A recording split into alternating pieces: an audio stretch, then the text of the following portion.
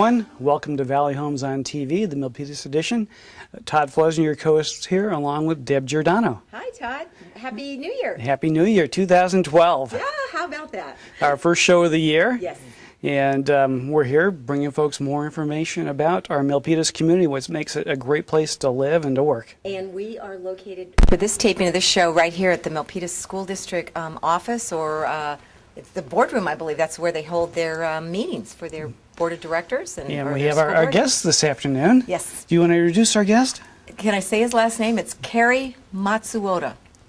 Matsuoka. There you go. Very good. Thanks, Carrie. Sure. Welcome, Kerry. Thank you for coming today. Yeah, thank you for having me. You are our newly appointed superintendent of schools? Correct. Been reading a lot about you in the paper, and I think you've been at the helm now about a year? No, 6 months. 6 months.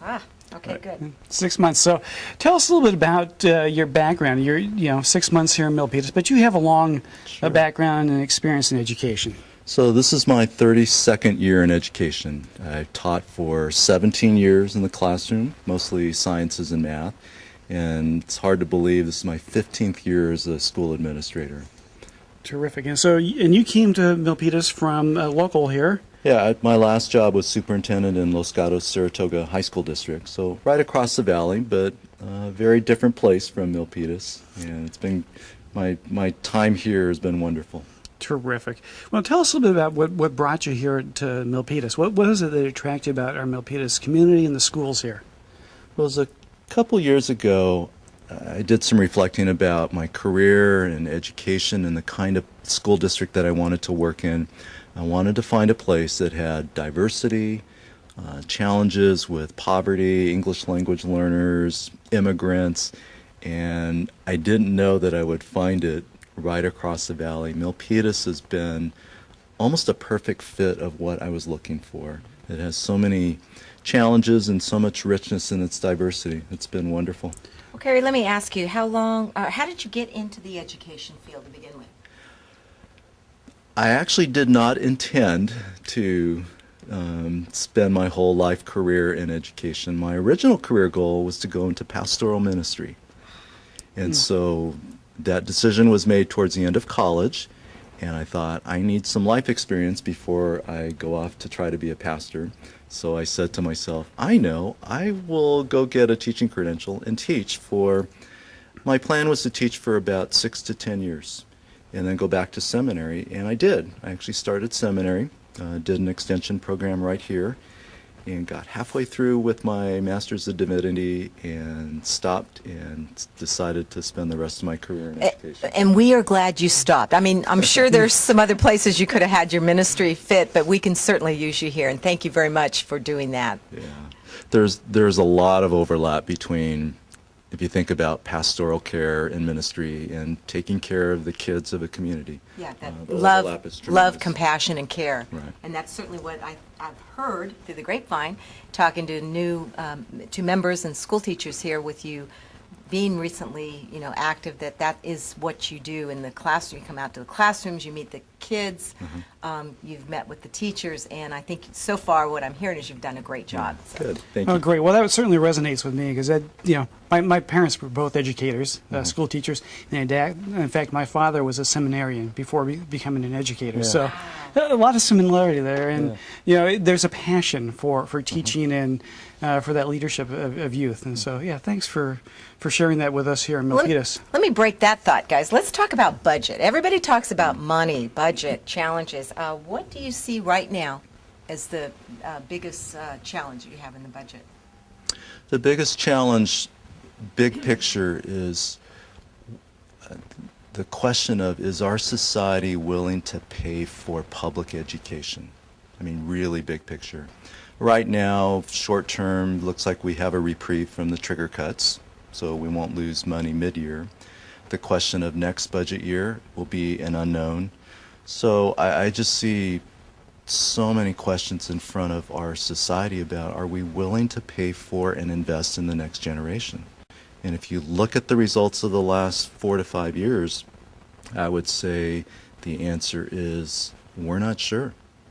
And I mean, this district has suffered a loss from about a $90 million budget to currently $73 million in 4 years. Oh, that's huge. I mean, that's just such a budget hit to absorb. So it sounds like, where are people going to put their priorities? Right. They're, in raising their families and their children. Probably not only here, but that's maybe a statewide issue. Yeah, and these are some really big questions about are we ready to fund, such an essential part of society like education. And I understand people's frustrations with public education. I mean, we need to innovate, we need to respond better to the challenges of what our kids face, but it takes money to build a school system and to teach kids. So can you talk a little bit perhaps about what those sort of budget cuts and the decrease in funding has impacted the schools? I mean, how has that really manifested itself in terms of education? My observations coming into this district is they had to push class size right up to the edges of what is acceptable. The 20-to-1 classrooms in K-3 are mostly gone. Our high school classes average probably about 32 per classroom. I mean, they're all full. The arts, I believe, have been cut out of a lot of our schools because of budgets. Busing, transportation, I mean, we can no longer, afford that. So I think the system has been squeezed down to about as low as we should take it. If we go any lower, we're going to compromise kids' education. Oh, let me go right. Well, you can definitely do a plug right here. I hear Sure. that the school district is considering a bond measure. Yes. In fact, I actually got a phone call, was it last month, from a survey asking about that particular issue and how I felt about the schools. I think it was about a 30-minute survey. So I know that your school district has done so to kind of check the temperature of the public at this time to see if that's palatable. But where do you stand right now on the bond measure, your viewpoint? And go ahead. Sure. You got a viewer's audience. You can plug Good. this thing now. So the polling results were promising. The community, first of all, is very positive about the Milpitas community. And you see it as realtors.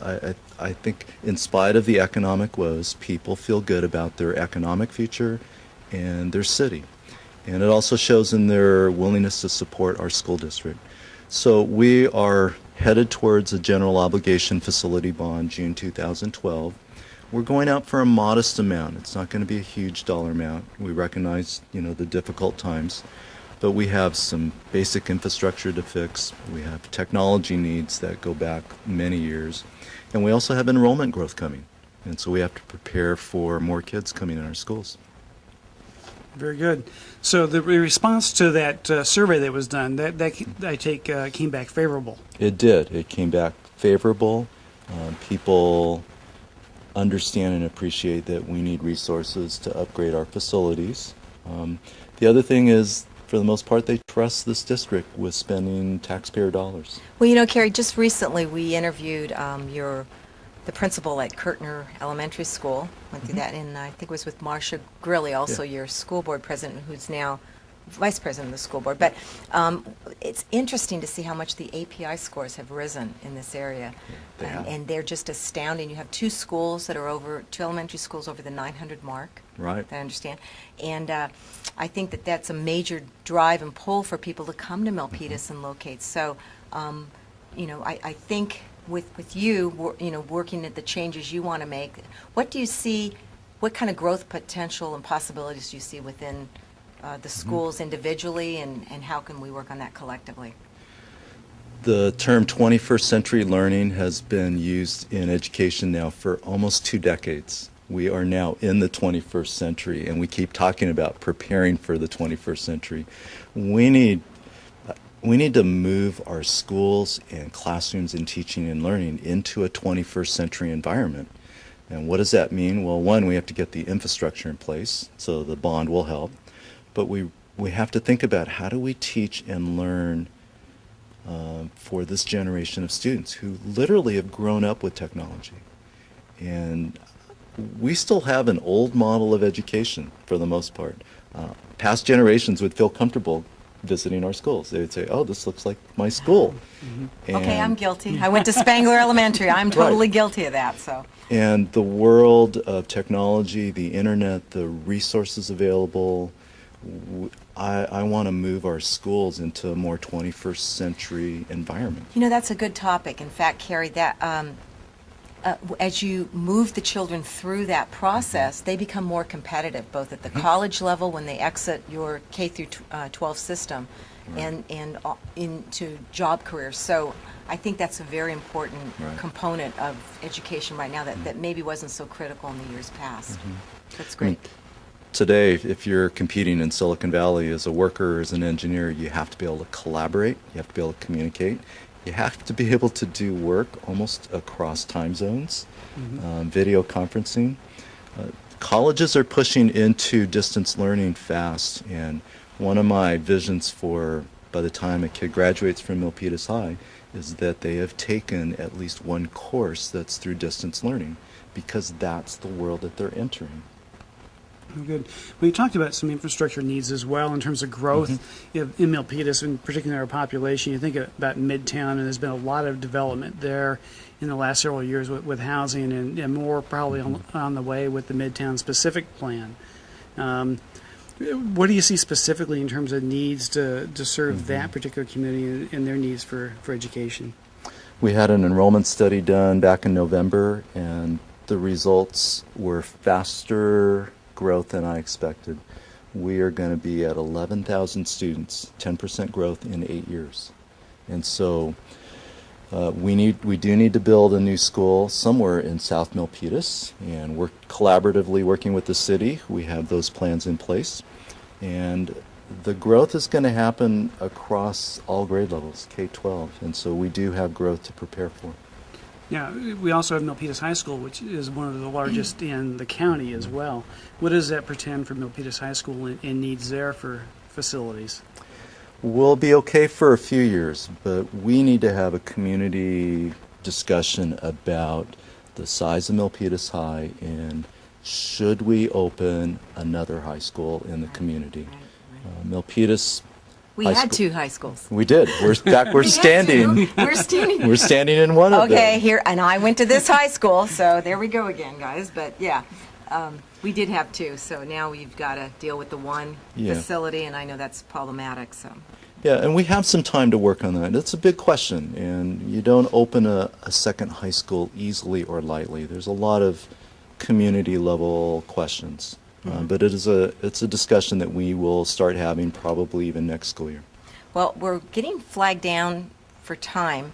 I thank you very much, but I don't want to leave today's meeting without talking about something very fun coming up, the Milpitas Unified School District Crab Feed. Yes. Let's plug it.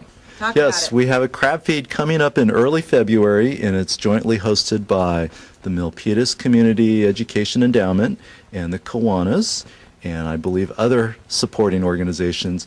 And it's a great community event, and so come out and support your kids and your schools and just be part of the community as we celebrate together. So do you have a date on that yet? Or It's the first Friday in February. Okay, good. And we'll go ahead and show that on the screen for you, and then where people can contact and how they can get tickets or whatever. Great. It's always a really fun event. It is great. For folks around town. Come out and be able to support good money the schools. maker. I know they make some pretty good money there. Well, there's always great raffle prizes, and a lot of fun with the dessert raffles and all things that go on there. So it's a great event. Okay. And a great cause. Good. Well, should we wrap up? Anything else you want to say? Or? Well, just welcome to the community. We're glad to have you here at the helm of our schools, and it's good to be here. Appreciate all your work and effort on behalf. We've met you through Rotary, also. That's Thank right. you, and yes. So that means he's going to be active in the community as well as here at the schools. So thanks, Carl. We appreciate that, and we will. I'm sorry, I called you Carl. It's Gary. Yeah, that was the other guy. We interviewed him a few years ago. It's 2012. That's okay. Hey, folks, we shoot this unedited, so. We do. That's the fun of it. Anyway, thank you very much. Okay, thanks, Appreciate Debbie. it. We'll see you around town. All right, thanks. I made a promise to my family that I would start taking better care of myself. You have many reasons to stay healthy. Exercise and physical activity can help. So the National Institute on Aging at NIH, part of the U.S. Department of Health and Human Services, created Go for Life. I now exercise 3 times a week. featuring exercises you can do anywhere. I can really go. Find out more. Visit nia.nih.gov/go4life.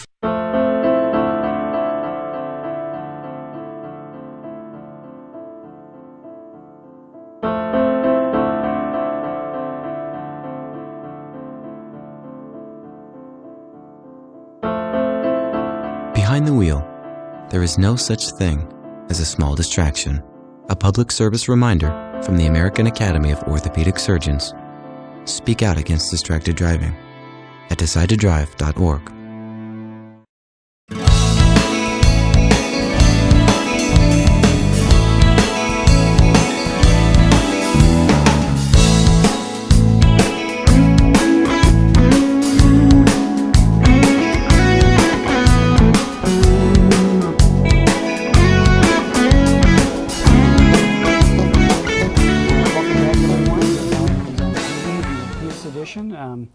We had a nice interview with Kerry Matsumoto, our superintendent of schools here. Nice guy. Nice guy. Outstanding. We're very blessed to have him here at the helm in Milpitas. We are. So folks are joining us on Channel 26 here in Milpitas, and we're on, 5 days a week? Monday, Wednesday, Friday? 6:30 p.m. And Saturday and Sunday, yeah? Right here at 9 a.m. here on Channel 26. Terrific. So we're glad you've tuned in with us to find out what's going on here in Milpitas. So we're going to talk a little bit about what's up now with the mortgage market and the real estate market. You want to talk about the real estate market? It's so busy. Yeah, I was going to say, over the holidays. I thought I had a holiday break. All my inventory's gone, which is good. Yeah. Lots of the buyers that are coming in. I don't know if it's the last minute push for the end of the year, which that doesn't make sense because the escrows will close next month. But interest rates are good. Inventory is extremely low. Let's take a look at real quick on the inventory scene. So let folks know if they're considering doing something next year or this year. So, the holidays are traditionally a quiet time in real estate. Yes. And you were quite busy. I was busy. Let me tell you what the stats look like today. There's 46 active listings on multiple listings, single family, and 93 pending sales. Compared to last year, there were 58 active and 76 pending. So again, you have low inventory, lots of activity, pending sales. So, I keep saying we're at the bottom of the end of the market. I mean, I can't think of a better time to buy than now. The barometer is going to turn around and go back up, Todd. I think so. You indicated the fact that homes that are coming on market are moving quickly. Very quickly. And they're affordable. Affordable, and I'll look at that too. Condos, 18 active today, 45 pending. A year ago, there were 45 active and 46 pending.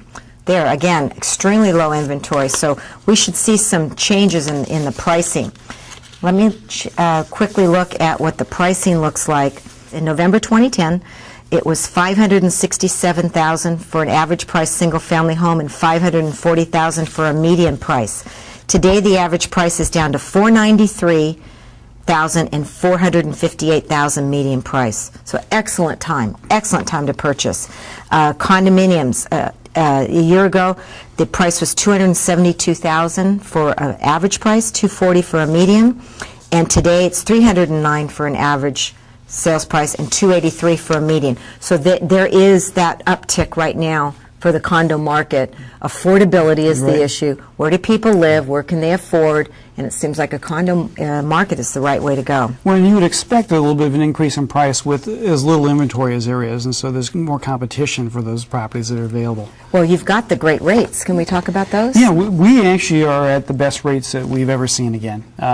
Rates have ticked down here at the end of the year in the first part of 2012. We're back in the high threes for a conforming 30-year fix with no points. I mean, outstanding rates.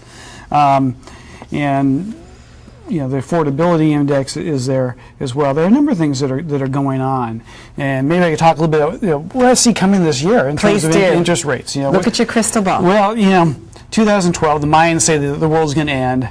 They're probably not going to happen. I think that we're going to be okay here, but we are going to have some of the best interest rates we've seen, historically. I think in the first quarter of this coming year, a couple things that are really fueling that. One is some of the uncertainty in the eurozone, and that's been really what's brought interest rates down here. As there's uncertainty there in Europe and investing in Europe. That makes our bonds here more attractive in the United States, and then capital flows this way, which means that interest rates can be a little bit lower.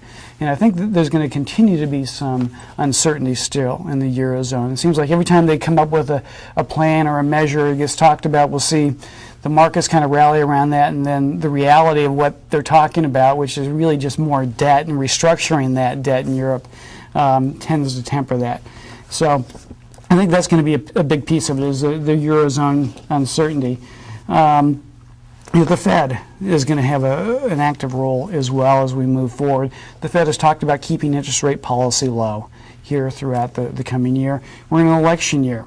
The Fed doesn't like to mess with interest rate policy traditionally during an election year. They just try to stay out of that.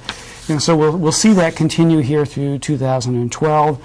And there's been some talk, though, is there going to be a QE, quantitative easing 3, again, pumping a little bit more money into the market. If that happens, I think we'll see rates drop a little bit on that news if there's speculation it's going to happen. But when it actually, if it does come to fruition, we'll see rates actually go up a little bit as a result, just because that tends to be inflationary. So we're going to keep our eyes on inflation moving forward. If it's going to be in the 2 to 2.5% range, the Fed's going to feel comfortable with that, and that it should be fine. It's not going to be too hot. But that's going to be kind of one of the key reads here as we look at the tea leaves about where inflation is heading. The other thing is the HARP program, the Home Affordable Refinance Program, has had some modifications to it. And that's a program which enables you to refinance your home if the value of the property is dropped. And it used to be that Is program... that federally backed? It's a federal program. Your loan needs to be currently owned by Fannie or Freddie, but it was capped at about 115% of the value for the mortgage on your home.